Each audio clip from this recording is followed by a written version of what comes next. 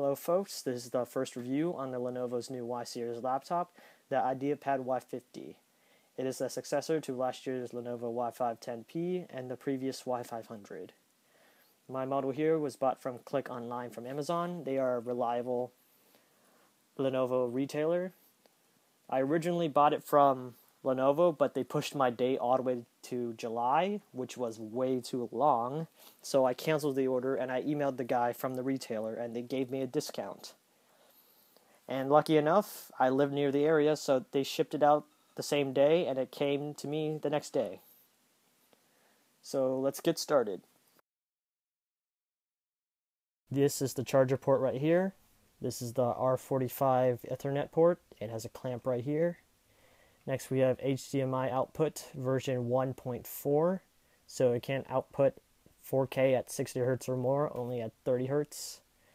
Here we have two USB 3s. Usually they're blue, but for the color scheme it is red.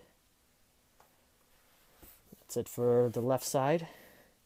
Now we have our light indicators. It's kind of hard to see, but the power's right here, battery, trackpad, and that is the hard drive status.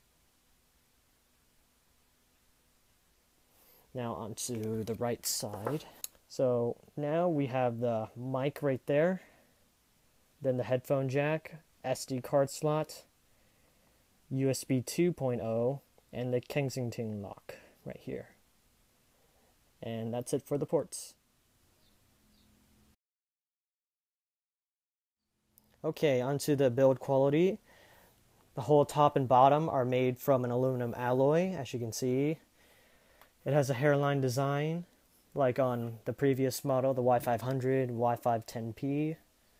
But of course, you're going to get carbon fiber on the Lenovo Y40. Here you have a laser etch of the logo. Really squeaky. It's going to attract lots of fingerprints, so if you plan to bring it anywhere, be prepared to clean it.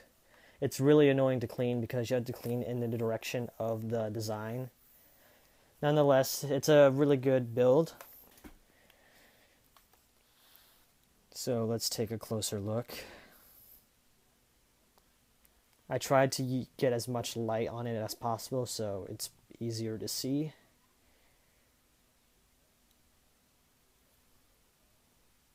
And yeah, let's open it up. So there's no screen flex. I can't really move the screen because mine's a touch model, so the lid is really a little thicker than the non-touch model. So no problems with screen flex. Now onto the hinges. It's one large hinge instead of two little hinges like on the Y510P and the Y500. So there's no problems. It's really sturdy. You won't worry about this letting go or slipping at any moment.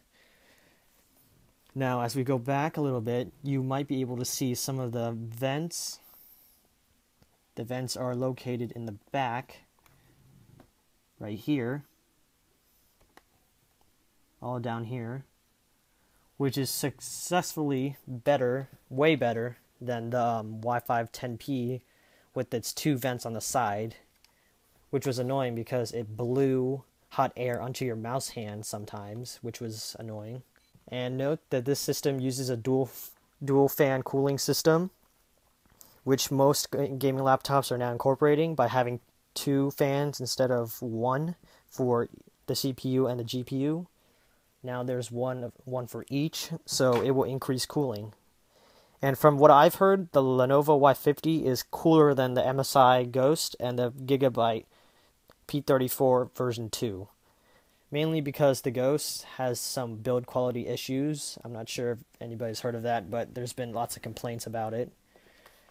And the P34 uses a GTX 860 Kepler, so it gets hotter with more power consumption than this Maxwell card inside.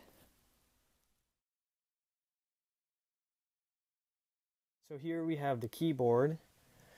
For those who don't know, Lenovo has an AccuType keyboard layout, so all the keys are curved at the top for more efficient typing. and it feels really nice and responsive, no problems whatsoever. There's no key flex at all. All the keys are all fine, no keyboard flex, no nothing. The spacing is really fine too. I really like the spacing between the keys, so you don't accidentally hit a key. All the keys are shaped really well, except maybe the little shift key right here, but I highly doubt that's a big issue for people. You have a full functional numpad right here for those who use a numpad, and other than that, it's almost the same keyboard as last year's model. Okay, so the area around the keyboard is a soft touch matte finish. Feels really nice to the wrist and palm. A great improvement over last year's model with the aluminum finish. I really didn't like that aluminum finish because it was really irritating when I would be gaming. It would get really hot in this area and I would sweat a lot and it would get all dirty. So it was irritating to clean as well. But since it has a soft touch finish on this model, fingerprints don't appear as much, and I think it would be easier to clean on this than the aluminum, which had the hairline design as well. So it was a great move to a soft touch finish for this laptop.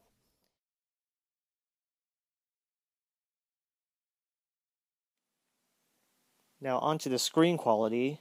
This is what people were crazy about. It accounted for about 70% of comments on the Y50 thread on Notebook Review.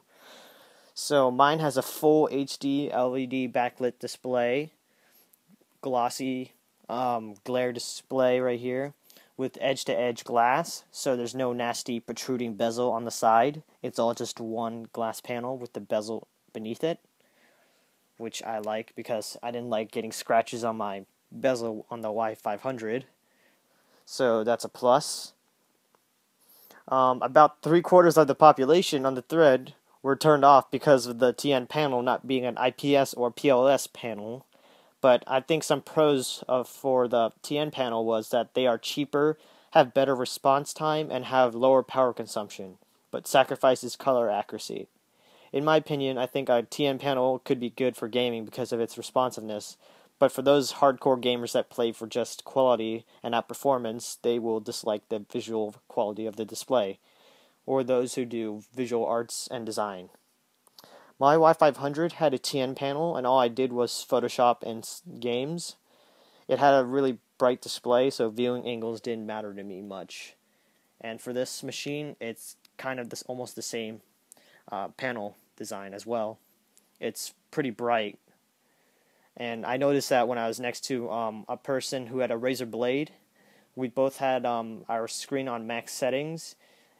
I think he had better color saturation than mine, but mine was still pretty bright myself. So overall, it's not a bad display as people say. Just viewing angles is what people are worried about all the time.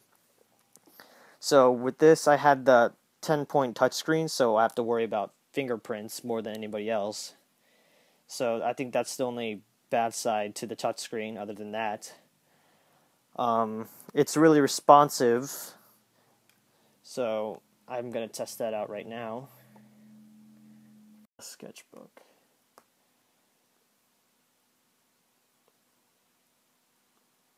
As you can see, it's really responsive.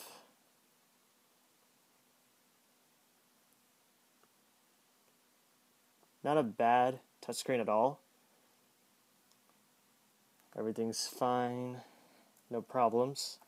Apparently you can use multiple fingers, but that's on a specific software, so yeah.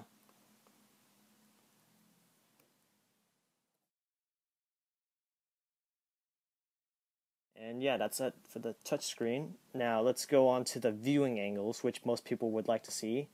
I have this picture diagram of some tests. So first, I'm about 10 inches away from the screen. Now let's do the vertical test. And yeah, you notice a drown in color when you go almost all the way down. Though I highly doubt anybody's going to use the laptop like this. Now I'm going to move it back up and slowly move backwards.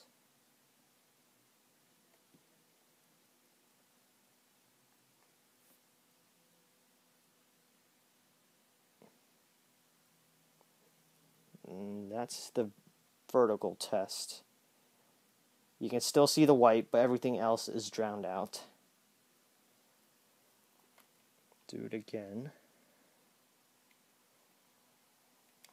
Back up again.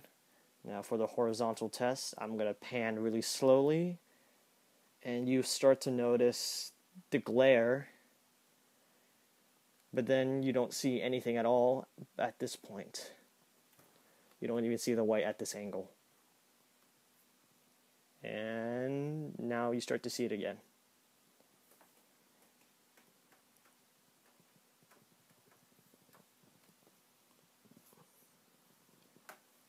And there you go.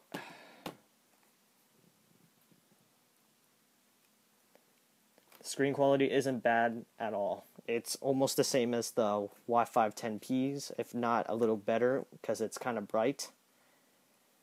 And yeah, that's pretty much it to the screen. Now onto the movie test. I'm going to play a movie in 1080p, by the way.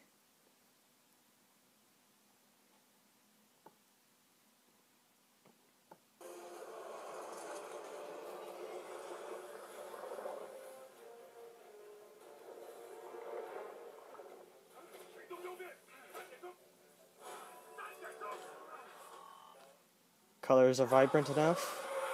I don't see any drowning in color in any of the colors. Really good display. Really kind of bright, but that's what I wanted. Now I'm going to start panning around a little bit.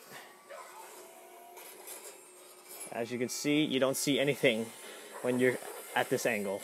So if you have friends, don't let them sit here.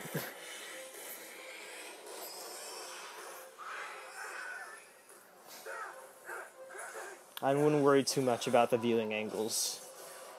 They're average, but not worse than that. Turn the screen back. Now you see lots of drowning in color.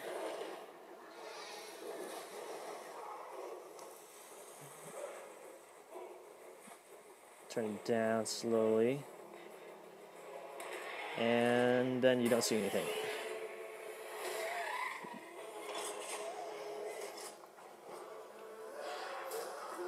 So overall, I think the touch panel has more brightness compared to the non-touch model.